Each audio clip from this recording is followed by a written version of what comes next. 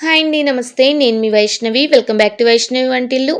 ఈరోజు వీడియో వచ్చేసి కట్టె పొంగలి కమ్మగా ఏ విధంగా చేయాలో మీకు చూపించబోతున్నాను. నవరాత్రుల్లో మొదటి రోజు కట్టె పొంగలి సమర్పిస్తే చాలా బావుంటదండి. ప్రతి ఒక్కళ్ళు కూడా ఎంతో ఈజీగా చాలా తక్కువ టైంలో చేసుకొని కట్టె పొంగలి ఏ విధంగా చేయాలో మీకు ఈరోజు వీడియో చూపిస్తాను. ఇంకా ఆలస్యం చేయకుండా ప్రాసెస్ ఎలా చేయాలో చూసేద్దాం. ముందుగా ఒక బౌల్ తీసుకొని అందులో 1 కప్ వరకు బియ్యం తీసుకోవాలి. ఇక్కడ నేను రేషన్ బియ్యం తీసుకున్నాను. నార్మల్ బియ్యం అయినా పర్వాలేదండి. మనం డైలీ వాడుకునేవి. రేషన్ బియ్యం తీసుకున్నట్టయితే మనకి పొంగల్ అనేది పర్ఫెక్ట్‌గా వస్తుంది. ఈ బియ్యాన్ని ఒకటి 2, 3 సార్లు శుభ్రంగా వాష్ చేసుకొని, అందులో వాటర్ యాడ్ చేసుకొని ఒక హాఫ్ అన్ అవర్ వరకు పక్కన పెట్టుకొని నానబెట్టుకోవాలి. ఇలా నానినట్టయితే రైస్ అనేది తొందరగా కుక్ అవుతుంది. తరువాత స్టవ్ మీద ఒక గిన్నెని పెట్టుకొని అందులో ముప్పావు కప్పు వరకు పెసరపప్పుని వేసుకొని స్టవ్‌ని లో ఫ్లేమ్‌లో ఉంచుకొని పెసరపప్పు అనేది మాడిపోకుండా గరిటతో కలుపుకుంటూ పచ్చివాసన పోయే వరకు ఫ్రై చేసుకోవాలి. ఇలా ఫ్రై అయిపోయిన తర్వాత దీనిని ఒక ప్లేట్‌లోకి తీసుకొని పక్కన పెట్టుకోవాలి. నెక్స్ట్ స్టవ్ మీద ఒక గిన్నె పెట్టుకొని అందులో మనం ఏ కప్పుతో అయితే రైస్‌ని తీసుకున్నామో ఆ కప్పుతోటి ఒక 7-8 కప్స్ వరకు వాటర్‌ని తీసుకోవాలండి. ఇక్కడ రేషన్ బియ్యం తీసుకున్నాం కాబట్టి వాటర్ అనేవి ఎక్కువగా పడతాయి. అదే నార్మల్ రైస్ తీసుకున్నట్టయితే 5-6 వరకు అయితే సరిపోతాయి. ఇలా వాటర్‌ని యాడ్ చేసుకున్న తర్వాత అందులో రుచికి సరిపడగా 1 ½ టేబుల్ స్పూన్ వరకు సాల్ట్ వేసుకొని ఒకసారి గరిటెతో బాగా కలుపుకొని వాటర్ అనేవి బాయిలింగ్ అయ్యేంత వరకు మూత పెట్టుకొని మరిగించుకోవాలి.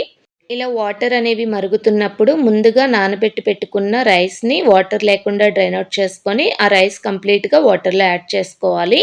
ఇలా రైస్ వేసుకున్న తర్వాత ఫ్రై చేసి పెట్టుకున్న పెసరపప్పును కూడా వేసేసుకొని ఒకసారి గరిటెతో బాగా మిక్స్ చేసుకొని స్టవ్‌ని లో ఫ్లేమ్‌లో ఉంచుకొని రైసు అలాగే పప్పు కూడా కంప్లీట్‌గా మెత్తగా ఉడికేంత వరకు మూత పెట్టుకొని మధ్య మధ్యలో కలుపుకుంటూ అయితే దగ్గరికొచ్చేంత వరకు కుక్ చేసుకోవాలి. ఇలా కంప్లీట్‌గా దగ్గరికొచ్చిన తర్వాత మనకి స్మాషర్ ఉంటే దాంతో కొంచెం స్మాష్ చేసుకోవచ్చండి. నేను గరిటెతో స్మాష్ చేస్తూ కలుపుకుంటున్నాను. మనకి రైస్ అనేది మరీ గట్టిగా కాకుండా ఈ విధంగా గరిటెతో జారుడుగా ఉంటే సరిపోతది. ఈ స్ట్రెచర్‌లో 1 టేబుల్ స్పూన్ వరకు నెయ్యి వేసుకొని ఒకసారి బాగా మిక్స్ చేసుకొని స్టవ్‌ని లో ఫ్లేమ్‌లోనే ఉంచుకొని అలాగా కుక్ అవ్వనివ్వాలి. ఇలా కుక్ అవుతున్నప్పుడే స్టవ్ మీద వేరే ప్యాన్ పెట్టుకొని అందులో తాలింపు అయితే వేసుకుందారండి. తాలింపు కోసం ముందుగా ప్యాన్ పెట్టుకొని అందులో ఒక పావు కప్పు వరకు నెయ్యిని వేసుకున్నాను. ఇలా నెయ్యి వేసుకున్న తర్వాత 4 పచ్చిమిర్చి సన్నగా కట్ చేసి చిన్న ముక్కలుగా వేసుకోవాలి. అలాగే 1 టేబుల్ స్పూన్ వరకు అల్లం కూడా చిన్న ముక్కలుగా కట్ చేసుకొని వేసుకోవాలి. అలాగే కొద్దిగా కరివేపాకును కూడా వేసుకొని వీటన్నిటిని కొద్దిగా దోరగా ఫ్రై చేసుకోవాలి. ఇవి ఫ్రై అయిపోయిన తర్వాత నెక్స్ట్ ఇందులో ఒక 3 టేబుల్ స్పూన్స్ వరకు జీడిపప్పు కూడా వేసుకొని జీడిపప్పు లైట్ గోల్డెన్ కలర్ వచ్చేంత వరకు ఫ్రై చేసుకోవాలి. జీడిపప్పు ఫ్రై అయిపోయిన తర్వాత నెక్స్ట్ ఇందులో 1 టేబుల్ స్పూన్ వరకు జీలకర్ర వేసుకోవాలి. అలాగే 1 టేబుల్ స్పూన్ వరకు మిరియాలను కూడా వేసుకొని వీటన్నిటిని దోరగా ఫ్రై చేసుకోవాలండి.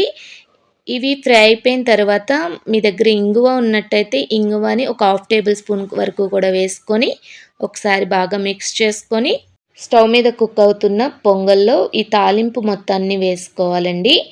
తాలింపు వేసుకున్న తర్వాత ఒక 10 మినిట్స్ వరకు స్టవ్‌ని లో ఫ్లేమ్‌లో ఉంచుకొని కుక్ అవ్వనిస్తే మనకి దీంట్లో ఉన్న స్పైసెస్ అన్నీ రైస్‌కి పట్టి చాలా టేస్టీగా ఉంటది.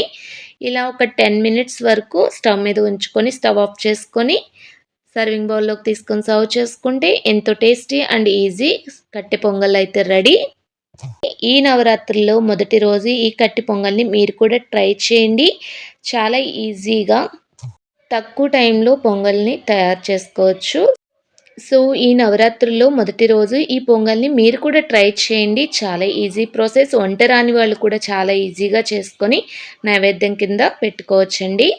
సో, ఈ వీడియో మీకు నచ్చిందని అనుకుంటున్నాను. మీకు నచ్చినట్టయితే వీడియోని కంప్లీట్‌గా చూసి లైక్ చేయండి.